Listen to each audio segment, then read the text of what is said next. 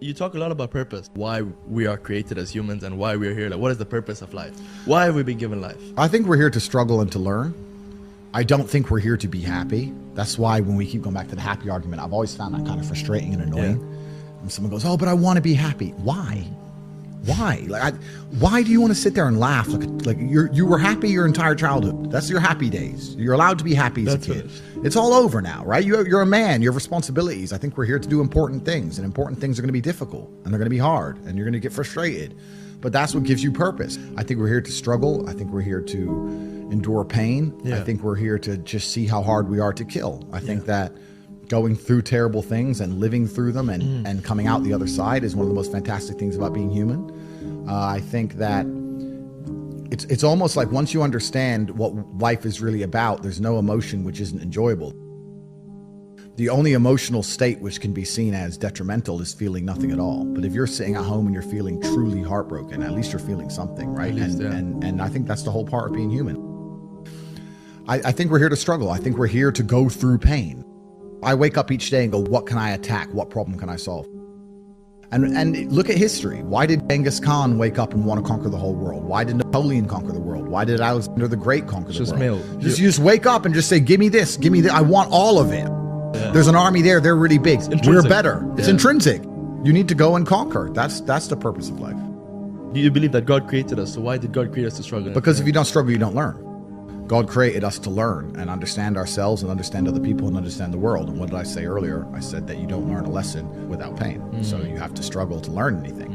There's only two ways to learn things, the hard way or the harder way. If you're smart, you can learn the hard way. But in my experience, 99% of the planet only learn the hardest possible way. If you want to feel happy inside of yourself, and you want to feel content, and you want to feel stable inside of yourself, you need to live true to God. And I'm not saying you can't drink a little bit of alcohol or not party or not have a little bit of fun, but you have to be a good person. I don't believe in the societal paradigms in which they have tried to construct this idea of happiness. I don't believe or subscribe to the way that happy and sad is currently understood by the masses of the population. I think if you are anything less than absolutely distraught, you are happy. You're a version of happy. It's like saying gray is a version of black, right? No matter how light the gray is, you can still call it a version of black. And unless you've gone through an event, which hopefully doesn't happen too often, like the passing of a family member or something that's truly destructive and detrimental to your mindset, besides these events, which hopefully only happen a few times in your life, you should be happy. If you're not crying or paralyzed in silence due to the absolute magnitude of a detrimental circumstance or the absolute magnitude of a negative event, then you are a version of happy. So I am always happy is the short answer. I don't believe in not being happy. I don't believe in not saying to myself I'm happy. I'm always a version of happy. And this idea of chasing happiness and always being concerned and preoccupied with how happy you are is actually the biggest mistake that a lot of people make, I think, in the world today. Especially men who wake up and go, oh, I don't really feel happy, so I need to get happier. And that's how they end up down a hedonistic path of drugs or alcohol or gambling, chasing pleasure. I don't care how I feel.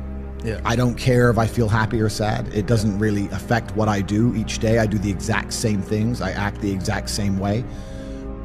I don't care. I don't put weight to the significance of the emotion. So I always consider myself a happy person, but if I woke up and I was slightly less happy one day than another, it wouldn't affect anything I do and I wouldn't put any relevance to it. I'm human and that's life. So yeah, am I any happier now that I have hundreds of millions of dollars than before I was broke?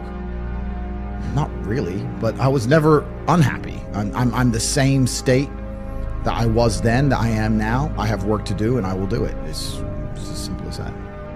Well, also, there's no light without dark, and there's no joy without pain. You can't have a rainbow without a little rain. No matter how hard you chase pleasure and happiness, there's going to be dips and troughs in between. There's going to be come downs and downtrends, and you're going to have the juxtaposition between that time you were laughing your head off and acting giddish like a child, and the time that you feel depressed as such. And I think it's much better to just adopt a very disciplined, stoic mindset. I'm always the same base level of happy regardless. If I lost all of my money today, I would be the same happy.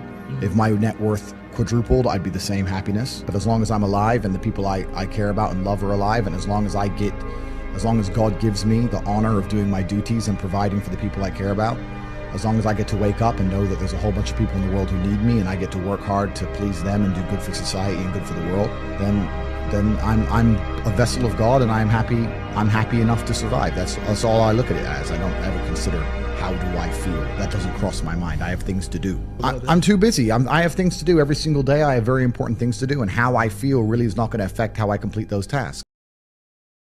Have to be a good person. Good people have good people around them. Yeah. Bad people have Bad people around. True or false? Facts. You look at a thief. Who are his friends? Thieves. Because he can't hang around with good people because he's stolen from them. So my circle is solid, and they are good, valuable assets to me because I am a good, valuable asset to them. The better a person you become, if you were to embark on this journey of self-discovery like we just described, you would start taking your life very seriously. There'd be people who would come into your life who would be new.